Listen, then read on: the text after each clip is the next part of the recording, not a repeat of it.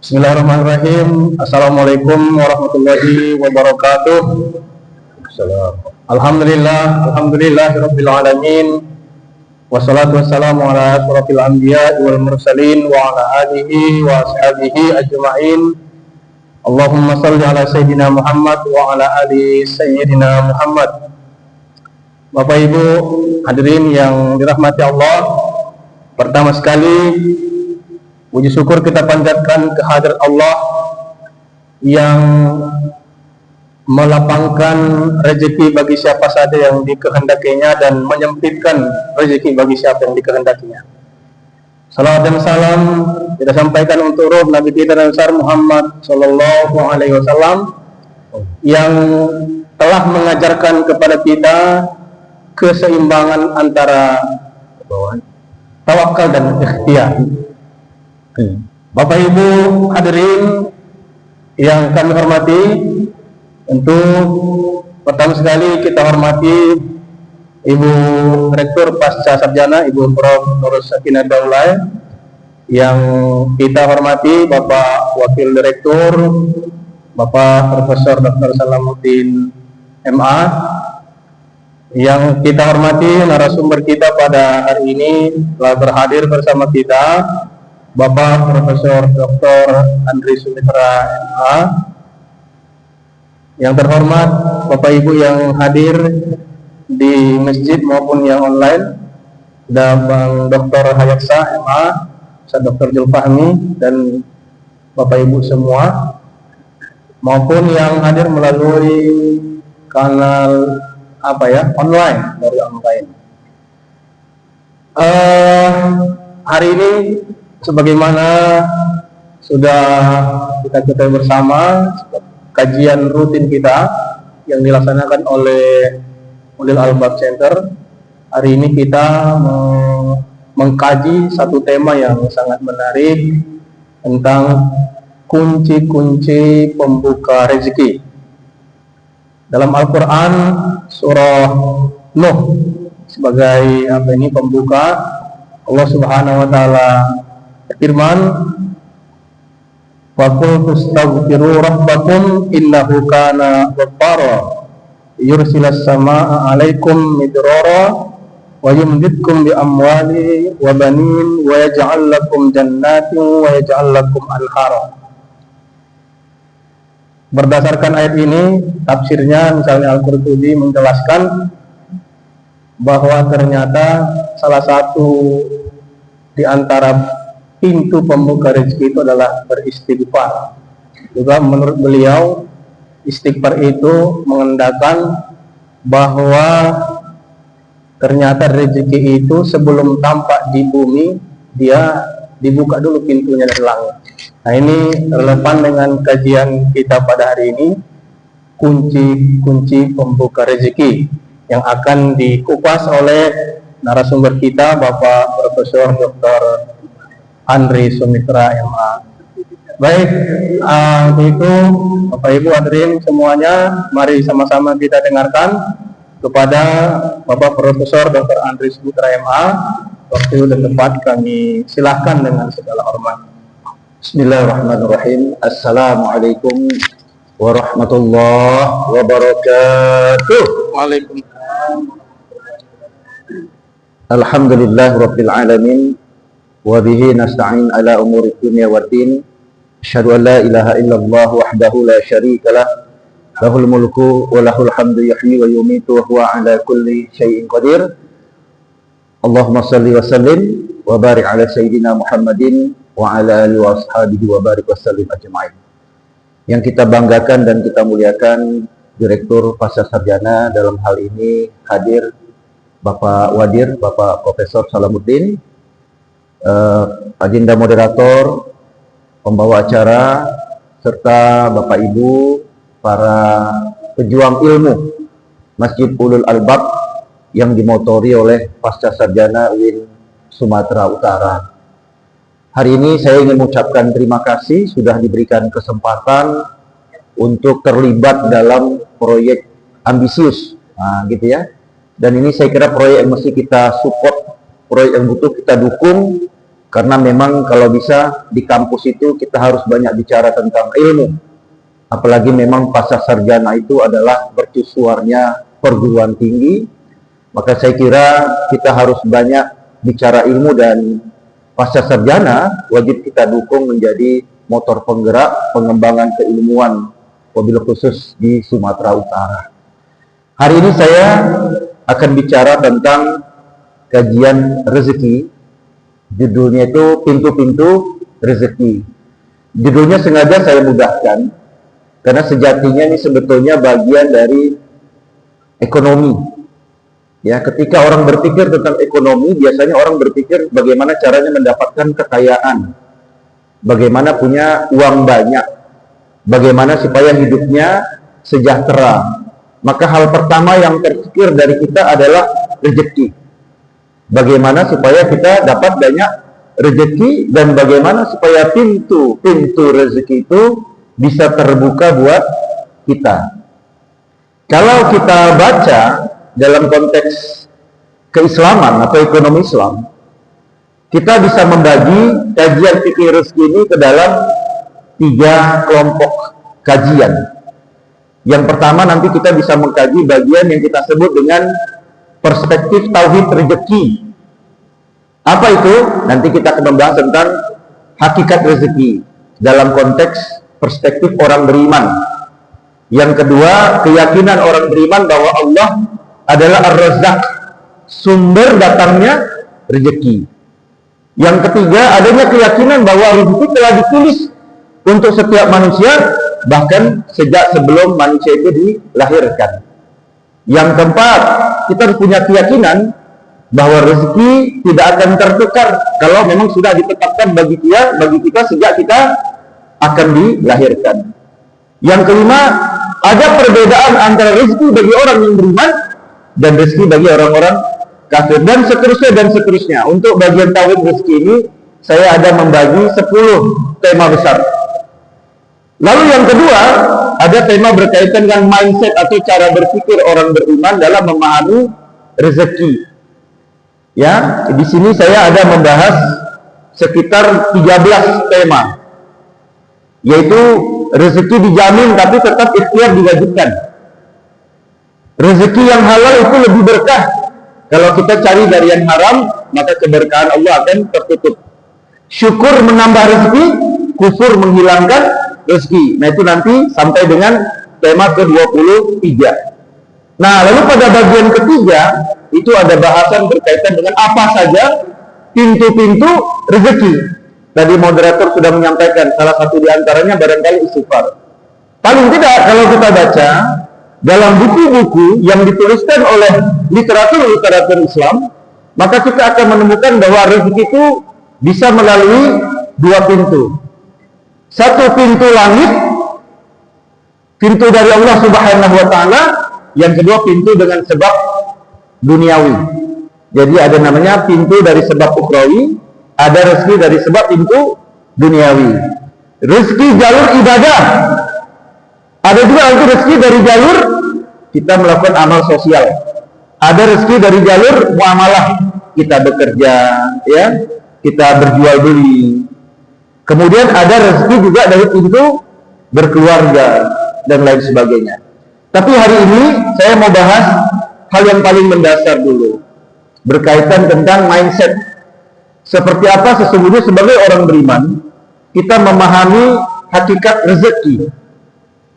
Paling tidak sebagai pembanding, ada 10 buku-buku yang ditulis ya oleh para tokoh, dan ini menjadi bestseller dalam konteks buku finansial modern.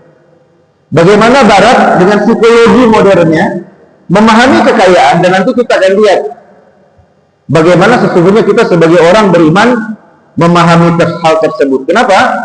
Karena mau tidak mau nanti kita akan sering lihat bahwa cara berpikir ini kadang-kadang tidak hanya dianut oleh masyarakat Barat, tapi juga mayoritas Muslim kadang-kadang menggunakan pola berpikir tersebut. Yang pertama ada bukunya Napoleon Hill, judulnya Think and Grow Rich. Ini salah satu buku bestseller. Ya, banyak orang-orang yang pengen kaya baca buku ini dan mengamalkannya. Yang kedua, ini buku yang paling terkenal. Banyak konglomerat, investor-investor, ini terutama pedagang-pedagang kripto sekarang, itu menjadikan buku ini sebagai referensi utama. Buku ditulis oleh Morgan Housel. Judulnya Psychology of Money. Kira-kira bagaimana psikologi supaya orang bisa banyak duit. Nah, ini dibaca oleh mereka-mereka yang pengen cepat kaya. Ditulis oleh Morgan Housel. Ada juga dulu pernah viral pada masanya buku yang ditulis oleh Rhonda Byrne. Judul bukunya The Secret. Ya, dengan hukum yang disebut dengan The Law of Attraction. Mungkin kita sudah pernah dengar. Ya, bagaimana orang mau kaya menggunakan hukum The Secret ini.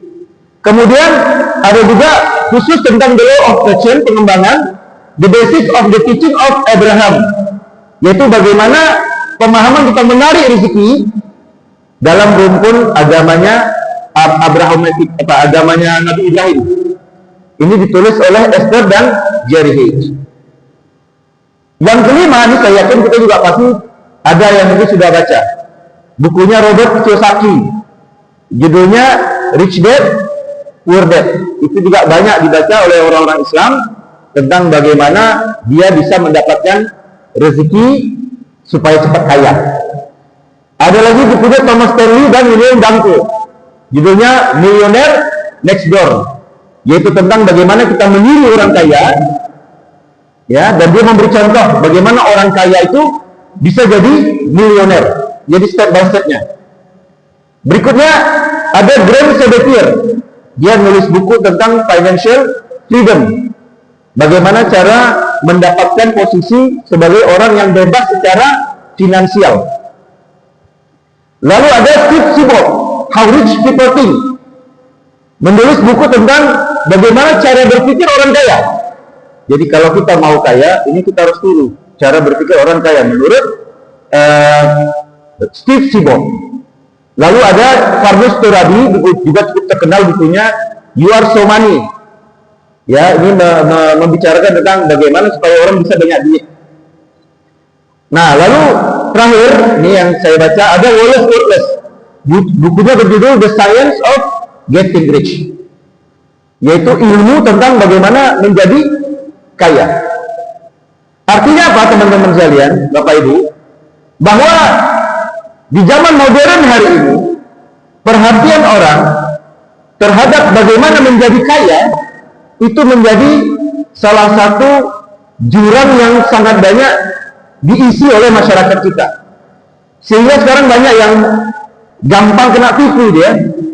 Artinya secara psikologi, begitu dijual buku tentang bagaimana kaya, bagaimana berpikirnya orang kaya, buku itu langsung jadi bestseller. Buku itu langsung laku. Dan buku-buku yang saya bacakan ini sudah diterjemahkan dalam berbagai bahasa di dunia. Ya, dan buku-buku ini menempati ranking buku yang paling tinggi. Bahkan ada satu buku yang ditulis oleh Tversky, judulnya Financial Behavior, penulisnya psikiater atau psikolog, tapi mendapatkan Nobel Ekonomi. Ya, sampai-sampai dia ketika menerima Nobel Ekonomi itu merasa tidak pede, karena dia bukan ekonom, dia seorang psikolog. Tapi karena bukunya berkait tentang bagaimana perilaku orang dalam konteks berekonomi, sehingga kemudian mendapatkan Nobel, ini menunjukkan bahwa masyarakat kita memang kalau urusan duit itu cepat sepaham. Tips cara menjadi kaya, itu langsung dibeli bukunya. Laris manis, ya, laris manis. Nah, tentu ini menjadi perhatian buat kita, ya, perhatian buat kita. Dan dulu di Indonesia pernah juga meledak, ya, beberapa buku. Ada bukunya Yusuf Mansur, The Miracle of Sedekah, kan? Kalau mau kaya, sedekah. Ya. Ada juga dulu bukunya Ivo Santoso, 7 Keajaiban Rezeki. Nah, ada juga bukunya Nasrullah. Ini anggotanya apa itu? Yang manajemen kalbu. 365 kan? Nah, dia bicara soal magnet rezeki. Dan itu laris manis semua bukunya. Ya. Artinya apa, teman-teman sekalian? Artinya urusan rezeki ini memang urusan yang menjadi perhatian banyak orang. Oleh karena itu hari ini kita mau bahas ringkasannya. Kira-kira kalau kita mau ringkas ya, sebetulnya kalau kita ngomongin tentang rezeki dan pintu-pintunya, ini rumusnya seperti apa sebetulnya?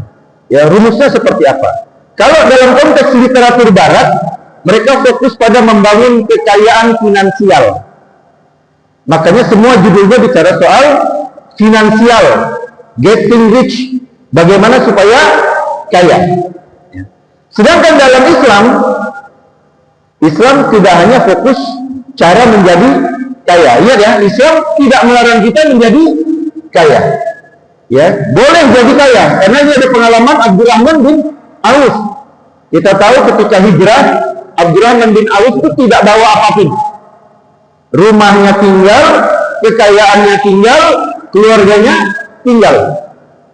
Dan dia datang ke Madinah dalam keadaan tidak memiliki aset dan tidak memiliki kekayaan. Tapi apa yang terjadi kemudian?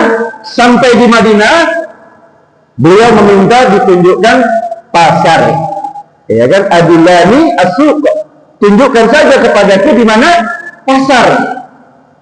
Begitu ditunjukkan pasar, beliau langsung bekerja. 1 tahun kemudian, Abdurrahman bin Auf menjadi orang paling kaya di Madinah. Artinya apa? Dalam Islam, membangun kekayaan itu sesuatu yang mudah, tidak dilarang, boleh. Tapi berbeda dalam perspektif Barat. Barat bicara kekayaan itu menjadi tujuan.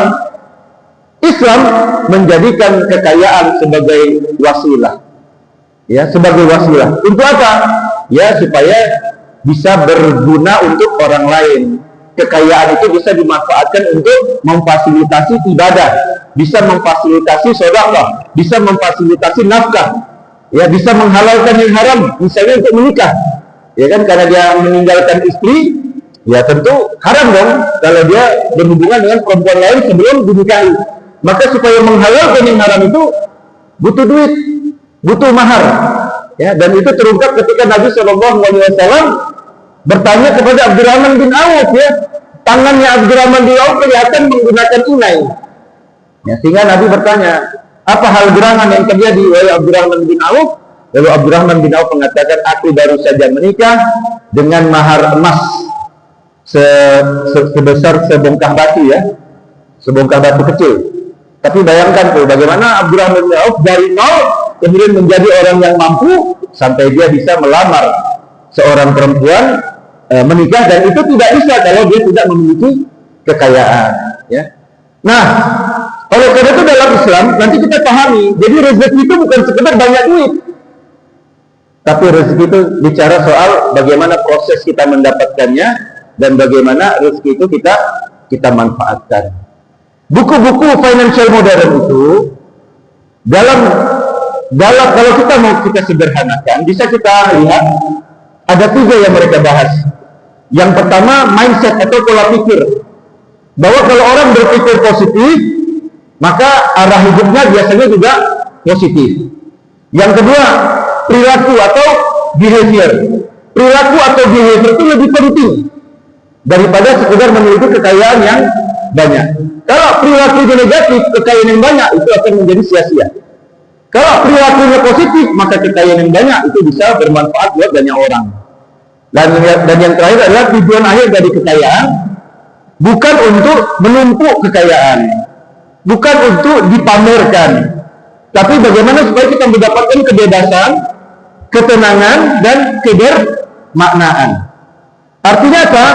Rumus besar fikih rezeki, kalau mau kita kawin-kawinkan dengan berbagai pemikiran modern tadi, sekarang kalau kita mau membuka pintu rezeki sebesar-besarnya, perlu mindset positif. Ya, jangan sampai kita miskin kultural. Ada orang yang percaya bahwa kalau dia nggak kerja misalnya, rezekinya tetap ada gitu. Nah, ini yang kemudian Umar pernah mengusir seseorang yang dari pagi sampai sore di masjid saja, tidak berupaya. Nah, ini kan mindset yang keliru. Artinya apa? Kalau cara berpikir seperti itu yang dibiarkan, maka rezekinya berarti rezeki apa itu? Nah, itu kan berarti rezeki yang tidak sesuai dengan yang diajarkan oleh syariat Islam. Maka nanti kita akan bicara mindsetnya seperti apa. Perlu kedisiplinan, perlu ikhtiar, perlu kebergantungan kepada Tuhan, cari yang halal, dan di atas itu semua qanaah itu menjadi ukuran seseorang. Ya, tanpa tauhid manusia akan tenggelam dalam materialisme dan hedonisme. Ya, cari dunia, tiba-tiba mati. Nah, ini yang disindir oleh Al-Haddumut Takafir hatta zurtumul maqabir. Pagi, siang, sore cari dunia, pagi, siang, sore cari dunia. Datang Ramadan lewat, azan lewat, ya, begitu dia lewat sudah. Nah, habis cari dunianya, tidak ada yang bisa dia bawa untuk bekal akhirat. Nah, lalu berikutnya ada orang punya tauhid tapi nggak punya disiplin. Maksudnya apa? Ya dia nggak bekerja misalnya. Nah, ini namanya kemiskinan struktural. Cara berpikirnya tidak sesuai dengan apa yang sudah diajarkan. Bahwa Islam mengajarkan kepada kita, bahkan Nabi SAW mengajarkan kepada kita untuk ikat dulu ontamu baru kau bertawakal. Ya, jangan bertawakal datang rezeki tapi kita tidak berupaya, tidak berikhtiar. Kemudian ini orang kaya tapi dia tidak punya kebermaknaan, tidak punya tujuan akhirat, akhirnya kosong secara spiritual. Akhirnya dia bingung aja mau ngapain. Nih kayak sekarang lagi rame dokumentasi tentang Epstein. Nah, gitu kan? Nah, bagaimana orang kaya mau lebih kaya lagi tapi tidak punya orientasi spiritual, rusak dunia ini. Nah, oleh karena itu Bapak Ibu sekalian, mari kita lihat yang pertama. Ini kita singkat-singkat saja. Bicara soal mindset dan keyakinan terhadap rezeki, Islam mengajarkan kepada kita tauhid sebagai fondasinya. Ya, Islam mengajarkan kita tauhid sebagai fondasinya. Penulis Think and Grow Rich, ya, How Rich People Think, The Secret-nya, Rhonda Byrne dan The Law of Attraction itu, mereka semua mengajarkan bahwa untuk bisa kaya, Anda butuh keyakinan. Untuk bisa kaya, Anda butuh determinasi. Untuk mendapatkan kekayaan, mendapatkan rezeki, Anda butuh keyakinan dan tekad. Itu poin yang mereka sampaikan. Dan saya kira dalam konteks Islam kita tidak membantah itu. Kita tidak membantah itu. Ya, tapi kita menambahkan dengan satu hadis riwayat Bukhari Muslim, ya. Ana inda zanni abdi. Artinya apa? Mindset kita positif, tapi apa yang kita kerjakan dan apa yang kita dapat tentu bukan semata-mata karena kehebatan kita. Tentu bukan semata-mata karena kepintaran kita. Tentu bukan semata-mata karena ketekunian kita. Tapi karena keyakinan kita bahwa Allah sudah menetapkan rezeki kita. Tapi karena kita tidak tahu rezeki itu kapan kita dapat, bagaimana cara mendapatkannya, maka kita memerlukan ikhtiar. Kita baca Quran surah Hud ayat 6, wa ma min dabbatin fil ardi illa 'ala Allahi rizquha. Dan tidak ada satu makhluk melata pun di bumi ini melainkan Allah yang sudah menjamin rezekinya, ya.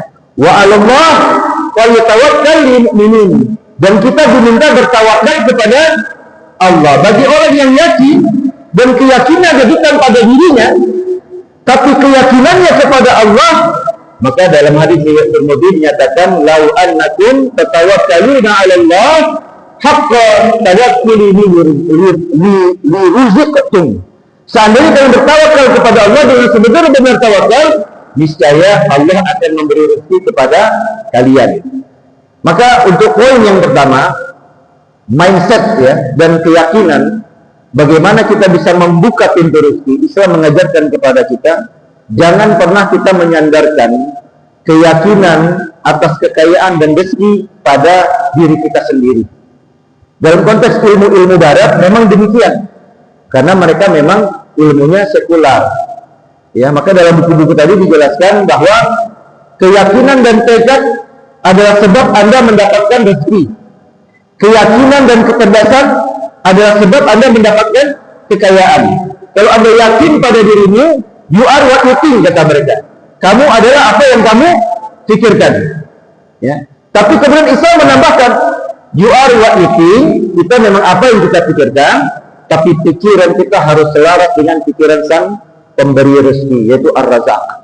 Maka poin pertama, tauhid menjadi fondasi dasar bagi kita untuk membuka rezeki.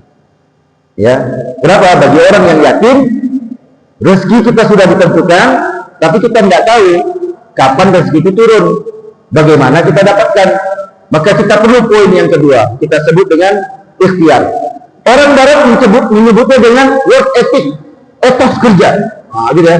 Jadi kalau Anda semangat, banting tulang, seperti Robert Kiyosaki menyatakannya dalam Rich Dad Poor Dad itu, bangun aset. Ya, karena orang paling pintar itu bukan orang yang kerja dengan badannya untuk dapat uang. Orang pintar itu adalah uangnya bekerja untuk dia. Harus bisa sampai ke tahap itu.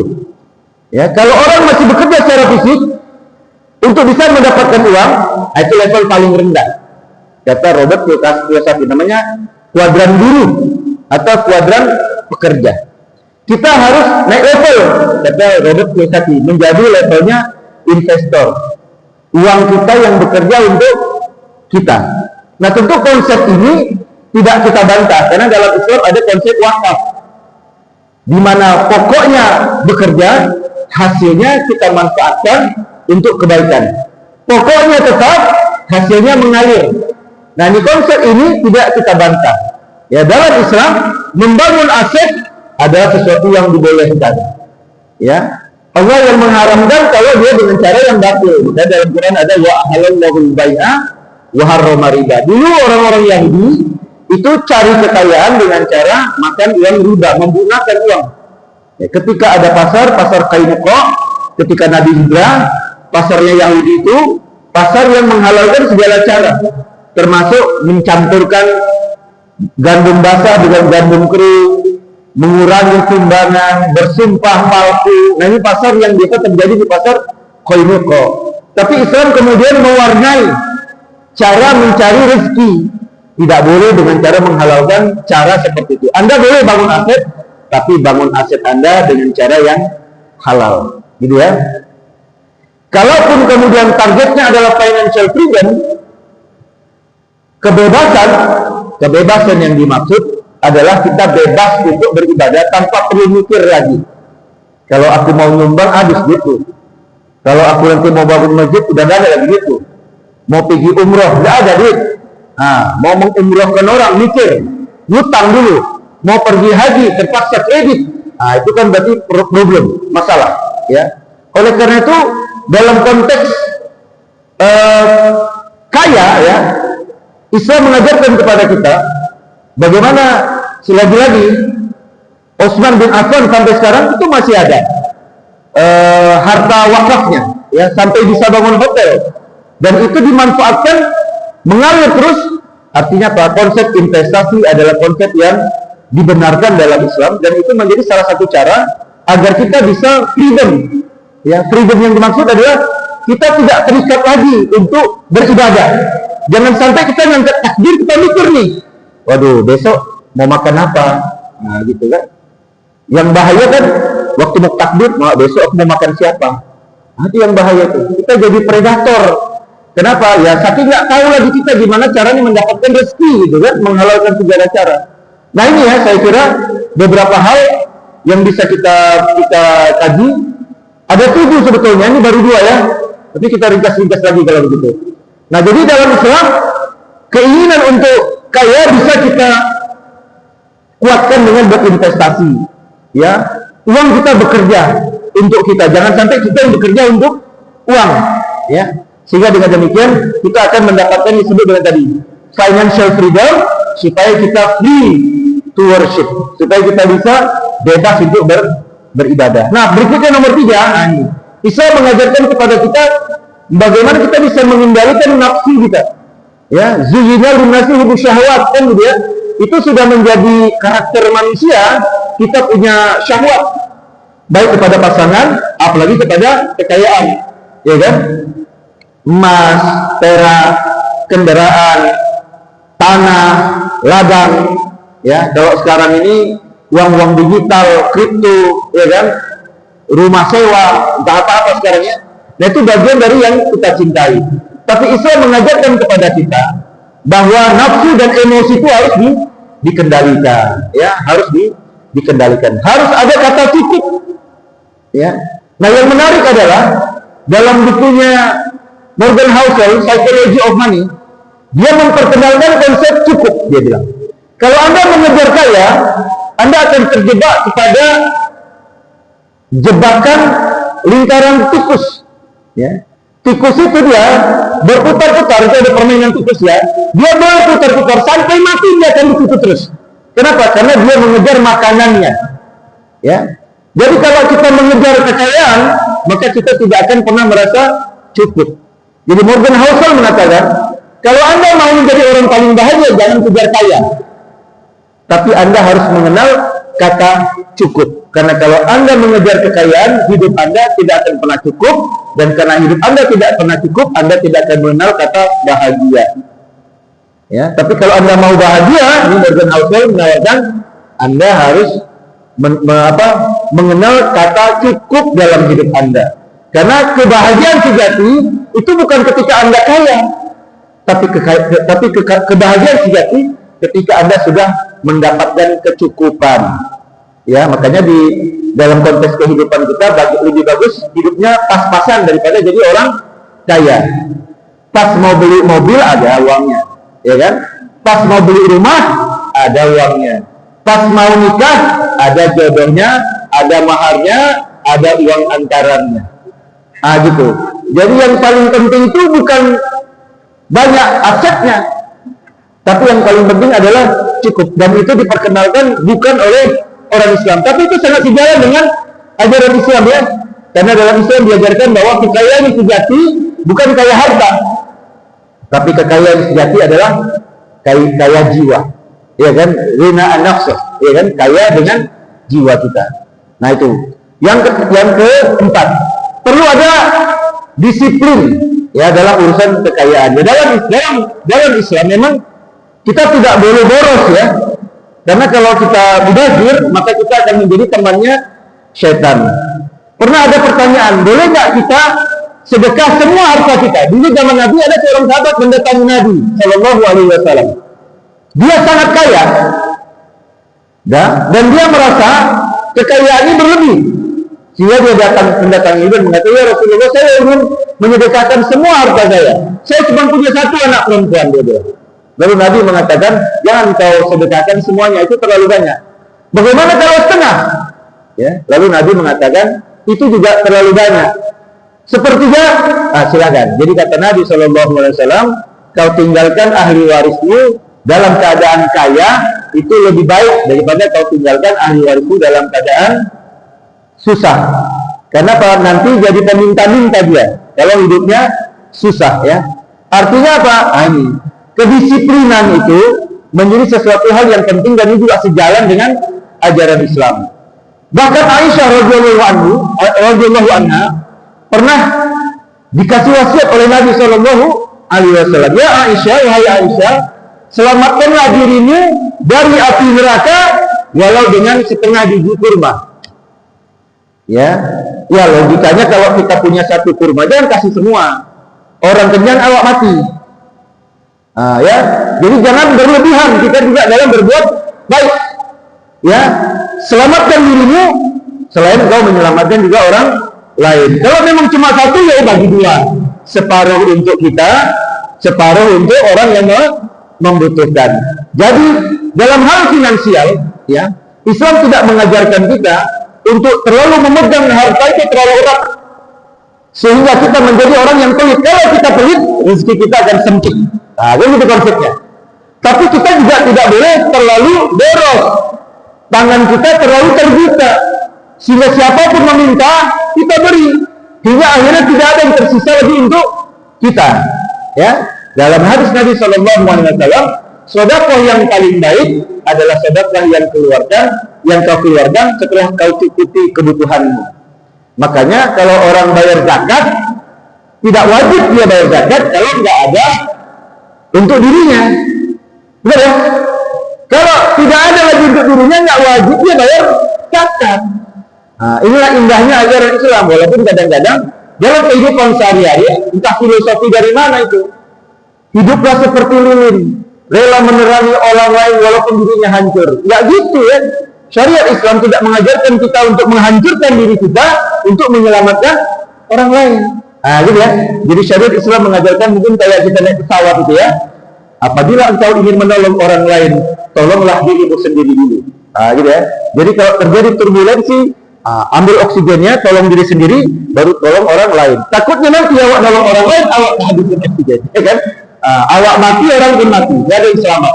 Nah, gitu ya. Nah, jadi dalam konteks finansial ini, Barat sangat mementingkan disiplin finansial. Dan dalam Islam itu satu hal yang juga tidak dilarang ya. Islam mengajarkan kepada kita jangan berlebih-lebihan. Ya, Allah tidak menyukai orang-orang yang berlebihan. Wala tusrifu, innahu la yuhibbul musrifin. Al-An'am 141. Jangan kita berlebih-lebihan. Maksudnya apa? Terlalu pelit dan juga tidak boleh juga terlalu boros. Yang penting apa yang bagus itu yang sedang-sedang saja. Nah, itu zaman saya dengan Ustaz Salam ada Tera dulu ya. Nah, lalu berikutnya dalam Islam ya kita juga dibolehkan untuk mengembangkan harta kita. Sekarang namanya konsep investasi ya. Ya, namanya pendapatan pasif. Nah, supaya kalau nanti kita tua, jangan lagi kita bergantung kepada orang lain. Atau kalau kita berkeluarga, jangan sampai keluarga kita ini tidak bisa kita nafkahkan ya. Maka dalam Islam ada namanya tadi istismar ya. Kita boleh saja mengembangkan harta kita. Contoh bagaimana dulu Siti Khadijah ya, Siti Khadijah. Walaupun ini terjadi sebelum masa kenabian. Tapi prinsipnya kalau satu hukum tidak dibatalkan, berarti hukum itu tidak batal. Nah, itu prinsip syariah. Dan praktik ini tidak pernah dibatalkan pada zaman Nabi Shallallahu Alaihi Wasallam, bahkan terus dipraktikkan. Ya, Khadijah itu begitu mendengar nama Muhammad memiliki gelar Al-Amin, dia cari-cari ini. Mana pemuda yang namanya Muhammad yang digelar Al-Amin ini? Ya, karena saya juga punya barang dagangan, saya pengen menginvestasikan barang dagangan saya supaya diperdagangkan oleh Muhammad. Nanti hasilnya kami akan bagi. Nah, ini kan investor ya. Berarti Siti Khadijah bertindak sebagai investor dan Nabi Muhammad SAW bertindak sebagai pekerja. Ya, orang yang punya skill sebagai entrepreneur di situ. Ya. Dan konsep ini sampai dengan kenabian itu tidak dibatalkan oleh Nabi SAW karena ini dalam fikih nanti disebut dengan syirkah. Ya, syirkah ada namanya mudarabah juga. Ya. Artinya apa? Dalam Islam kalau kita mau mengembangkan harta kekayaan itu sesuatu yang tidak dilarang, boleh saja. Karena kalau nggak kita yang mengembangkan, nanti asing dan asyong yang mengembangkan itu kan, akhirnya kita cuma jadi penonton di pinggir jalan, ya. Tapi aset-aset kekayaan nanti mereka yang menguasai. Yang keenam, nah ini ya, kekayaan sejati itu bukan pada material yang banyak. Karena kalau kita menumpuk-numpuk kekayaan, nanti kita akan menjadi orang yang terlaknat. Ya, orang-orang yang menumpuk-numpuk kekayaan itu adalah orang yang terlaknat. Siapa mereka? Menumpuk kekayaan tidak dikeluarkan untuk yang berhak menerimanya. Ya, tapi kalau kita punya banyak harta di rumah kita keluarkan zakatnya, kita keluarkan infaknya, kita keluarkan sedekahnya. Walaupun 1 triliun harta yang kita punya, itu kita tidak termasuk kategori orang yang menumpuk-numpuk kekayaan. Walaupun 100.000, tapi nggak kita keluarkan sedekahnya, nggak kita keluarkan infaknya, ini kita termasuk orang yang menumpuk kekayaan. Walaupun cuma 100.000. Ya, misalnya kebutuhan kita cuma 10.000 kan, masih ada sisa 90.000 yang sebetulnya bisa kita manfaatkan untuk kebaikan. Ini tadi yang saya sampaikan. Ya, ada dalam konteks modern ini namanya inflasi gaya hidup. Ya, inflasi gaya hidup. Apa artinya? Ustadz Fahmi dulu mungkin ketika penghasilannya 5 juta, ya dia minumnya di warkop Aceh, dah kan? Begitu profesor 30 juta penghasilannya, udah nggak mau lagi di warkop, ya kan? Starbucks, ya kan? Beli roti pun udah nggak lagi di apa nih? Di Aroma, udah beli rotinya mesti Jawara dia, sehingga tadinya dengan gaji 5 juta dia masih bisa lagi nabung 1 juta misalnya. Tapi begitu jadi profesor 30 juta gajinya, pengeluarannya 32 juta. Berarti terjadi inflasi bukan karena kurang penghasilannya, tapi karena tambah gaya hidupnya. Nah ini sekarang namanya inflasi gaya hidup. Ya, makanya Newton mengatakan gaya berhubungan dengan tekanan. Semakin banyak gaya, semakin banyak tekanan. Makanya orang kalau kebanyakan gaya tertekan hidupnya itu kan. Nah, jadi Islam mengajarkan apa? Kesederhanaan, ya. Nah, Islam mengajarkan kesederhanaan. Islam mengajarkan qanaah tadi kan, merasa cukup. Islam mengatakan apa yang engkau butuhkan, bukan apa yang kita inginkan. Kalau nafsu, ya nafsu yang dituruti, semua mau kan sepahnya. Sepahnya nanti pergi ke supermarket, 30 juta ada penghasilan kan? Tengoknya baju beli, tengok sepatu beli, yang jaga bawa katanya, itu. Udah macam Raja Salman kan? Nah itu kenapa? Karena kalau kita ikut pola nafsu tadi, kita tidak mengenal kata cukup. Karena kita akan beli yang kita mau, bukan beli yang kita perlu, bukan beli yang kita butuh. Jadi ada wants, ada need. Ya, every want, semua yang kita mau kita beli. Nah ini yang membuat tadi inflasi gaya hidup. Tapi kalau butuh kan kita tanya, ini kira-kira perlu apa tidak? Tidak, gitu. Makanya saya berhalang kalau belanja sama istri, turun ke Indomaret, istri misalnya ayah mau beli minuman dingin, saya yang turun. Nah, saya bawakan. Bukan apa-apa, nanti dia turun beli yang lain. Nah, itu cara menghemat juga itu. Nah, gitu kan? Tahu kan ibu-ibu begitu ditengoknya ada diskonnya kan? Wah, lumayan. Yang nggak perlu ini beli jadinya. Gitu ya. Nah, untuk mengantisipasi itu sering saya yang turun. Nampaknya saya sedang memberi servis sama istri kan? Nah, sebetulnya itu siasat lah, ya kan? Supaya hemat ya, supaya dia nggak yang ada di situ yang diskon itu. Nah ini ya.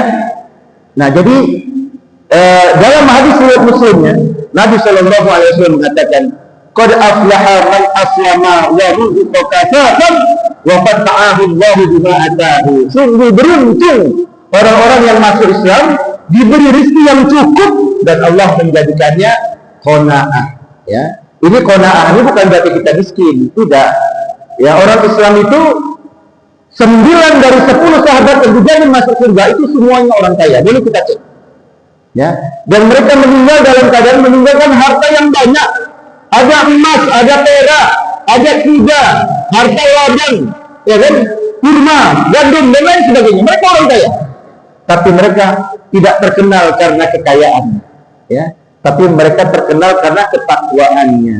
Karena Islam mengajarkan kepada kita kekayaan sejati bukan banyak harta, tapi kekayaan sejati adalah qanaah dan kifayah, ya, merasa cukup, ya, merasa cukup. Nah, terakhir sebagai penutup, ya, tujuan akhir dari kita cari rezeki, orientasinya adalah supaya dunia tidak susah, akhirat bahagia. Ya, gitu ya. Gimana supaya kita di dunia kaya raya, tidak susah, mati masuk surga. Kan gitu ya. Jangan pula nanti kita di dunia miskin pula ya, dan kalau miskin takdir ya udahlah, terima aja lah. Ya, karena kemungkinan hidup manusianya ada 4, salam. Sengsara dunia, sengsara akhirat. Nauzubillah. Bahagia dunia, sejahtera dunia, kaya dunia, sengsara akhirat. Nauzubillah. Ini orang-orang kafir yang begini kan. Nah, orang muslim minimal kelompok ketiga dan kelompok keempat. Ya, miskin dunia, bahagia di akhirat. Ya, walaupun miskin dia bersabar. Nah, yang keempat mudah-mudahan kita masuk di situ ya kan. Kaya raya di dunia, sejahtera di akhirat. Maka orientasi orang dalam urusan rezeki ini itu akuntabilitas akhirat. Ya, bagaimana kita bisa nanti la tazulu qadama abdin hatta yus'al, kan gitu ya, kata Nabi sallallahu alaihi wasallam, tidak bergerak kaki manusia itu kecuali dia bisa menjawab 4 pertanyaan, dan 2 pertanyaan di antaranya berkaitan dengan harta. Ya kan? An-malihi, ya kan, dari harta itu.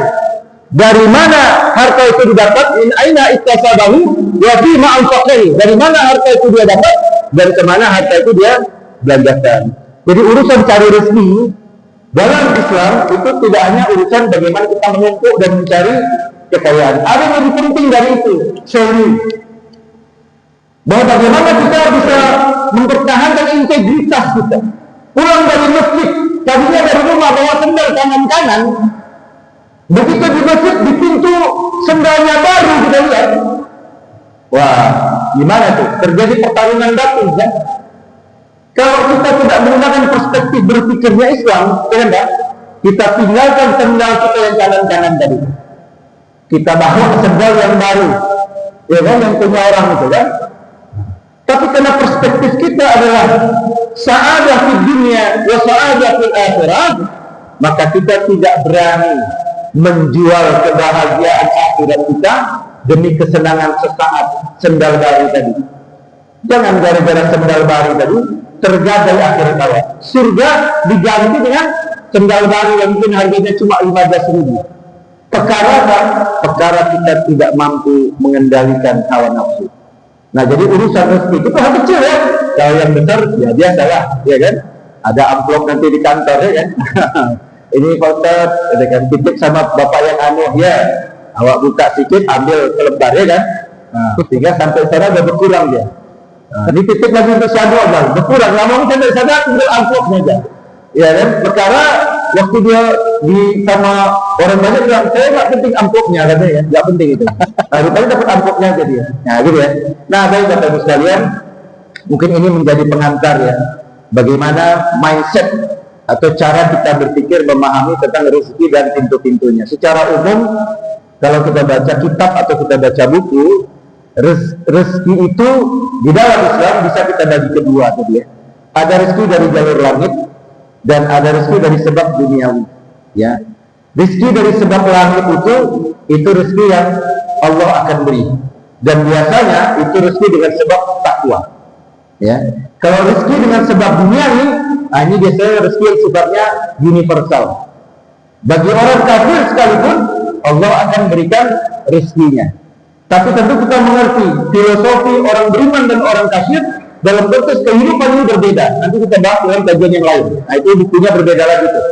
Ya, nah, itu buku berkaitan dengan bagaimana kehidupan dunia dan akhir dalam perspektif orang beriman dan orang kafir. Ya, itu nanti kita bahas yang lain. Tapi untuk sementara saya kira itu sebagai materi pertama. Sementara saya kembalikan kepada Abinda moderator. Assalamualaikum warahmatullahi wabarakatuh. Waalaikumsalam warahmatullahi wabarakatuh. Alhamdulillah, luar biasa. Ya, tadi Ustaz menghitung buku yang disampaikan tadi yang menjadi literatur untuk kajian ini hampir 20-an lebih dibacakan oleh Prof. Ya, permintaan Prof. Salam. Memang luar biasa. Maka kajian Ulul Albab Center ini memang kajian berbasis literatur yang tujuannya untuk peningkatan literasi. Ini sejalan juga ya Ustaz dengan apa? Dengan di Muqaddimah Sahih Muslim itu Ustaz, ya. Ada disebutkan al-isnadu minad-din. Laulal isnad laqala man sa'a ma sa'a. Isnad itu bagian dari agama, sanad itu kan. Kalau bukan karena sanad, siapa aja pun bisa bilang ini dan itu sesukanya. Tapi kajian Ulul Albab Center ini, sebagaimana sudah kita lihat hari ini, memang kajian yang berbasis literatur yang betul-betul akurat dan tujuannya untuk pengembangan literasi, khususnya bagi kita di Sivitas Akademika UIN Sumatera Utara. Tadi sudah kita catat banyak sekali yang disampaikan oleh narasumber kita. Saya juga mencatatnya. Di sini sudah ada pembanding tetap nampaknya. Pembanding tetap kita, Ustaz Dr. Julfahmi, ada Pak Dr. Hayatsa, ada Bu kita yang hadir semua di sini. Kita harapkan untuk memberikan tanggapan ataupun pertanyaan, disilahkan. Silakan Ustaz. Mohon izin karena ini nggak sampai.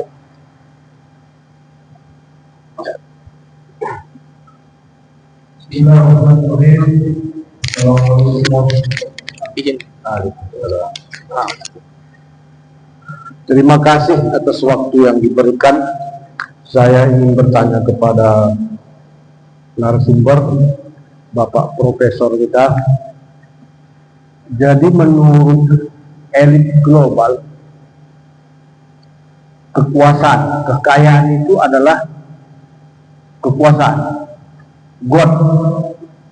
Mereka merumuskan God itu pertama gold, emas, O, oil, D, diamond, batu mulia.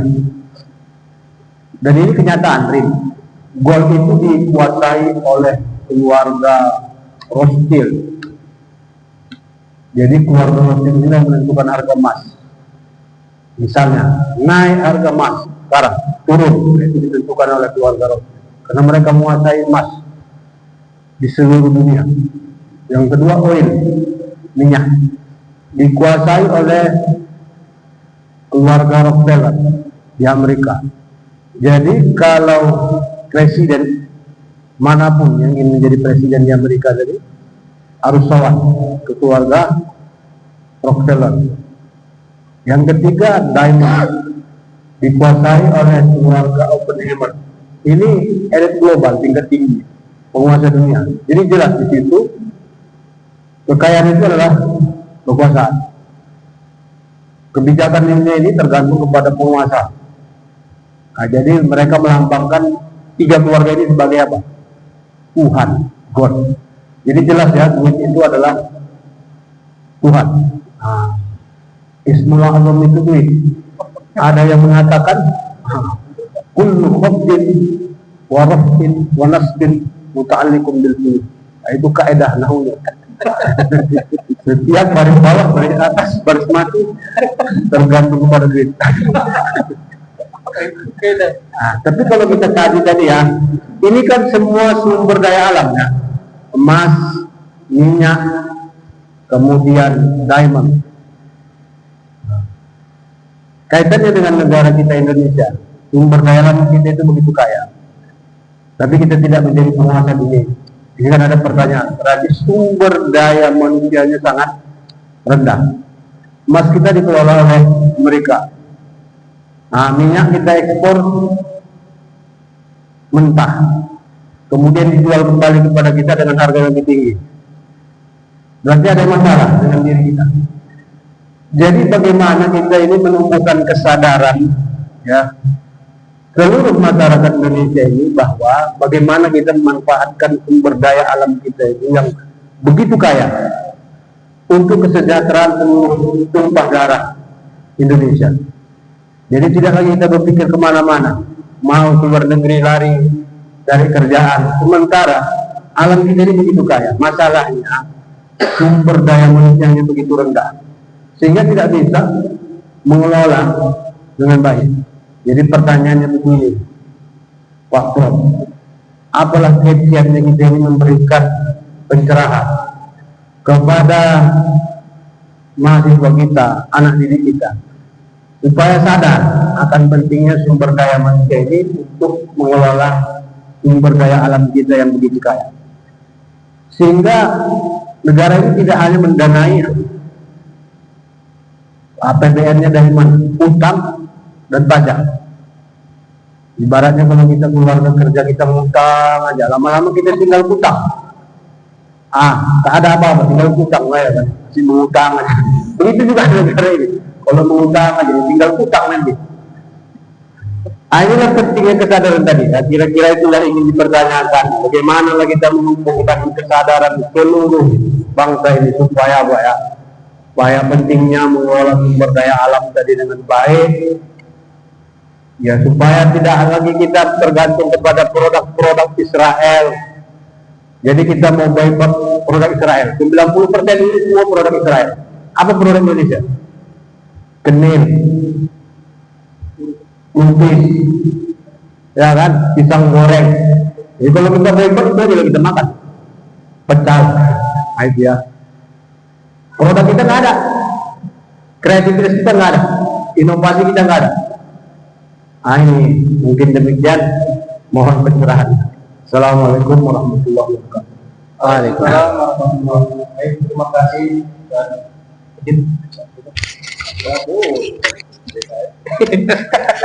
Ya, mungkin langsung atau kita tampung lagi dulu, Prof. Kita tampung aja. Mau langsung boleh atau kalau mau ada lagi? Izin. Nah, ini pembanding utama kita ini semua. Kami silakan kepada Abang Nada Pemirsa. Silakan. Ya, Pak. Ini, Bang. Izin, Bang. Ini praksi Medan Johor ini. Hah? Ayo. Ini sini.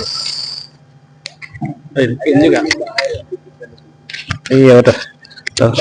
Ya, kadang-kadang kalau harus sering dijepitnya. Oke, Bismillahirrahmanirrahim. Assalamualaikum warahmatullahi wabarakatuh.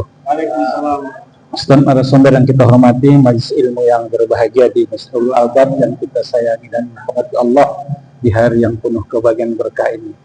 Menarik memang kajian yang kita sampaikan, mulai dari sisi ekstrim barat, kemudian fundamental dari keislaman, dengan banyak hal yang berkaitan dengan apa yang menjadi bagian dari telaah analisa kita berkaitan rezeki. Singkat saja, karena sudah Wadir perintahkan jangan lama-lama, maka kita taat kepada pimpinan ini, termasuk rezeki di dalam melaksanakan tugas yang baik. Pertama, Ustaz, saya pernah membaca, walaupun secara lughah sederhana banyak hal, bahwa rezeki itu adalah anugerah yang diberikan Allah kepada seseorang atau sesuatu yang bisa dimanfaatkan dan dimanfaatkan kepada orang lain, dan itu membawa satu kepentingan dan menyelesaikan kehidupannya. Yang kedua, berkaitan dengan dalam syar'i dan hadis arba'in yang singkat saja, sebelum ditiupkan roh itu ada 40 hari nutfah, alaqah dan mudghah akan ditetapkan 4 termasuk rezeki. Sehingga ada pandangan dari kita yang menyatakan bahwa rezeki itu tidak akan berubah, karena itu qadarullah. Jadi rezeki itu tidak berubah. Tapi ada hukama dan salafiyah dan seterusnya yang menyatakan ada rezeki itu yang mu'allaqah, tergantung bagaimana ikhtiar kita. Sehingga kita selalu amalkan doa kita, Allahumma inka rizki bisamai ilal akhir doa. Ini menunjukkan bahwa sebenarnya bagaimana ini dalam konsep syariat kita, sehingga menepis bahwa ada lagi sebetulnya rezeki yang bisa kita raih selain yang ditetapkan Allah. Padahal qadarullah itu sudah menjadi bagian takdir yang harus kita jalani, dan ditetapkan Allah. Itu yang pertama. Yang kedua, kita selalu memang menyampaikan rezeki ini harus sabar menyikapinya, tapi kadang-kadang kita bisa juga tak sabar. Rezeki ini kan terkadang konotasi banyak yang terlalu dominan dalam diri kita kan material, sedangkan non material itu sangat berharga. Kalau tak sehat Pak Ridwan tak bisa jadi moderator, ya kan? Padahal itu rezeki yang tidak bisa dihitung dibeli dengan harga finansial itu. Nah, kemudian yang lain yang ingin kita juga sampaikan kepada masyarakat kita, termasuk anak-anak kita, mahasiswa kita, menyikapi tentang rezeki ini ya selalu pragmatis, seperti yang saya bilang kan, hedonis, materialis, sehingga ada satu bentuk pertahanan dirinya tidak kuat terhadap apa yang ditakdirkan Allah itu. Sekarang bagaimana kita sabar untuk menanti rezeki, atau ada rezeki yang kita minta tapi Allah belum kabulkan, dan masyarakat juga begitu. Karena kalau tak ada, ini mau raya puasa ini, pasti rezekinya finansial, ya kan? Anak babuko, anak ini ya. Tadi punggahan, kalau tak ada duit rezeki, tak ada ini semangka yang kita makan dan seterusnya. Jadi itu yang kadang-kadang kita mudah sekali, Ustaz, untuk menyampaikan sabarlah kau terhadap rezekimu, sabarlah kau ketika belum PNS, kan mudah sekali itu. Tapi ketika dihadapkan dengan kita, dan yang terakhir Ustaz begini, masyarakat awam kita juga selalu ya kita melihat tentang rezeki ini, sehingga memang kalau kita lihat sahabat-sahabat seperti Umar, gara-gara ya tinggal jamaah sholatnya, kurma itu kasihkannya ke benda lain. Tapi kita kan tak sampai begitu. Bagaimana kita menyampaikan ini, Ustaz? Termasuk mahasiswa kita, karena memang standarisasi rezeki itu adalah materi.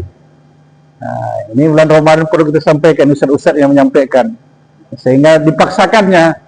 Udah ada yang cendol, anak juga bubur podas, ada bubur podas, anak juga dia rotan, anak juga dia makan apa kita itu yang selalu kalau dari Madinah sana, Madinah penyambungan, toge penyambungan, main lagi rotan, main lagi rotan. Padahal sebetulnya bukan itu. Afwan Ustaz, Assalamualaikum warahmatullahi wabarakatuh. Warahmatullahi wabarakatuh. Mungkin tidak lagi saya Ya, tentu yang pertama apa yang disampaikan oleh Ustaz Fahmi tadi, saya sependapat ya, tidak ada problem dengan itu karena memang hegemoni global hari ini dunia dikuasai oleh kekuatan ekonomi kapitalisme, itu tidak ada yang membantah ya. Dan dunia Islam saat ini lebih sering malah menjadi penonton ya. Walaupun kita banyak, tapi kekuatan kita itu masih lemah, terutama bahkan sekarang dengan adanya pembentukan organisasinya Donald Trump ya. Nah, ini makin terpuruk ya umat Islam. Tapi saya kira itu bagian dari bagian dari struktur global yang mungkin bagi kita sementara ini ya ibna binafsi ya, kata saya Fahmi tadi. Kira-kira apa yang bisa kita lakukan? Kita mulai dari diri kita dulu supaya kita punya kesadaran memperbaiki diri dari lingkungan paling kecil. Yang pertama barangkali kita harus yakini, karena ini kajiannya tentang fikih rezeki, saya mau sampaikan bahwa dalam Islam yang namanya rezeki itu tidak melulu material, tidak cuma uang, tidak cuma sumber daya alam ya, tapi hal-hal yang bersifat non material itu juga bisa kita sebut sebagai rezeki. Kesehatan, bahkan iman itu juga kita anggap sebagai rezeki. Kelapangan waktu, ini kondisi kita lagi damai ya kan, kita lagi santai-santai, ini rezeki ini, alhamdulillah. Kemudian kalau kita punya ilmu pengetahuan ya, itu juga kita anggap sebagai rezeki. Nah, menariknya dalam Islam yang menjadi fondasi penting dari rezeki itu bukan kekayaan, tapi yang menjadi fondasi dari rezeki itu adalah iman, ketakwaan, dan ilmu pengetahuan. Makanya kata Nabi Shallallahu Alaihi Wasallam, "Man arada dunya fa alaihi bil ilmi, wa man arada al akhirah fa alaihi bil ilmi." Artinya apa? Kalau kita memang mau menguasai dunia ini, memang mau tidak mau kita harus memperbaiki penguasaan kita terhadap ilmu pengetahuan. Kalau Fahmi mungkin tahu ya, sekarang rata-rata IQ Indonesia ini 10 lagi turun udah kayak gorila kita ini, IQ kita ini turun 10 udah sama dengan IQ gorila ya. Nah, jadi nanti bisa kita googling itu, artinya memang rata-rata tingkat kecerdasan masyarakat kita ini perlu untuk kita perbaiki ya, perlu untuk kita perbaiki. Makanya tidak mengherankan kalau orang sekarang gampang marah, saya pahami kan gitu, gampang terhasut ya, sedikit-sedikit sekarang main hakim sendiri. Nah, ini sekarang lagi rame kan, bagaimana antara orang yang dijambret dengan penjambretnya sekarang udah saling tuntut. Nah, kan gitu ya, udah saling lapor. Antara orang yang memukul dengan yang dipukul udah sama-sama ke kantor polisi. Nah, kan gitu ya. Nah, inilah sumber daya manusia itu memang menjadi hal paling penting. Jadi tadi sudah disampaikan juga bahwa kekayaan itu tidak lebih penting daripada perilaku manusianya. Jadi kalau manusianya well educated ya, memiliki literasi yang baik, memiliki iman yang kuat, takwa, berpengetahuan, maka urusan kekayaan itu adalah urusan yang kemudian datang kepadanya. Ya, makanya Nabi Shallallahu Alaihi Wasallam mengatakan, cukuplah bagi seorang hamba badan yang sehat, pikiran yang waras, dan ada yang dia makan hari itu, maka seolah-olah dunia sudah menjadi miliknya, ya kan? Jadi kalau kita sehat, pikiran kita waras, kita bisa kerja, kita bisa meningkatkan sumber daya alam kita menjadi lebih bermanfaat lagi. ya. Walaupun ini tadi, kenapa kita kalah secara global? Karena lagi-lagi masalah SDM. Investor sekarang malah lebih senang ke Vietnam. Pabrik-pabrik kita malah tutup. Ya, sekedar informasi, kita sekarang lagi mengalami deindustrialisasi dini, di mana pabrik-pabrik kita banyak tutup, ya, dan pindah ke tempat yang lain. Nah, ini jadi persoalan juga oleh kita. Maka sekarang diupayakan bagaimana generasi-generasi muda kita itu memiliki ilmu pengetahuan yang lebih baik. Itu satu. Yang kedua tadi, ya, bagaimana kita bisa antara takdir tadi, ya. Nah, jadi kalau bicara soal rezeki ini, itu dia punya dua kaki. Satu takdir, dua ikhtiar. Orang kalau percaya takdir nggak ikhtiar, sia-sialah. Ya, tidak ada dia ikhtiar tapi nggak perlu takdir, dan sombong tuh. Nah, jadi deh. Maka dua-dua perlu ada penyeimbangan. Bahwa kita percaya Allah menakdirkan sesuatu untuk kita, tapi karena malaikat belum pernah datang ngasih tahu sama kita, ya kan? Ini kau sudah ditakdirkan punya mobil, kan kita nggak tahu. Maka kita lakukan adalah ikhtiar, ya kan? Kalau dia dapat, berarti takdirnya benar, bahwa kita ditakdirkan punya mobil. Kalau nggak dapat, oh berarti bukan takdir kita punya mobil. Gitu. Nah, itu akan mendatangkan ketenangan, Pak. Nah, jadi kita tidak gerasa gerusu. Kita tidak menyalahkan diri kita, tidak menyalahkan Tuhan, tapi kita menerima keadaan. Nah, itu tadi. Makanya Allah melapangkan seseorang dan menyempitkannya, itu ada hikmahnya. Jadi kalau kita dalam kondisi lapang, ya, kemudian ini menjadi ujian, bisa jadi ketika kondisi lapang kita malah sombong kayak Fir'aun. Bisa jadi kita sombong kayak Korun. Atau bisa jadi kita lupa diri kayak Sa'labah.